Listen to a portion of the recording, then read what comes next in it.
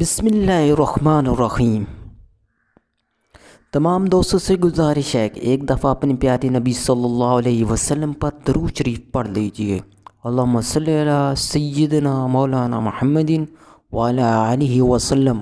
حضرت ابو درداء رضی تعالیٰ عنہ سے مروی ہے کہ رسول اللہ صلی اللہ علیہ وسلم نے فرمایا، کسی بھی بستی یا دیہات میں 3 آدمی ہوں اور وہ باجماعت نماز ادا نہ کریں تو شیطان ان پر حملہ کر دیتا ہے، اس لیے جماعت کو لازماً پکڑو۔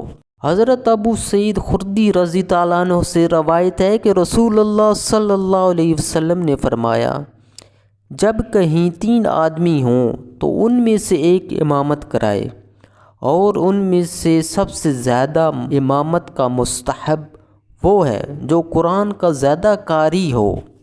حضرت اسامہ بن زید رضی تعالیٰ عنہ سے مروی ہے کہ رسول اللہ صلی اللہ علیہ وسلم نے فرمایا، جس شخص نے 3 جمعے بغیر عذر کے چھوڑے وہ منافقین میں لکھ دیا جاتا ہے۔ حضرت برادہ رضی تعالیٰ عنہ سے مروی ہے، وہ بیان کرتے ہیں کہ رسول اللہ صلی اللہ علیہ وسلم نے فرمایا، میں تمہیں 3 دن سے زیادہ قربانی کی گوشت صغیرہ کرنے سے روکتا تھا، پس اب تم جتنا چاہو اس میں سے اپنے کھانے کے لیے روک لو۔ ایک دوسری روایت میں ہے کہ پس تم میں سے جتنا چاہو خود کھا لو اور صغیرہ کر لو۔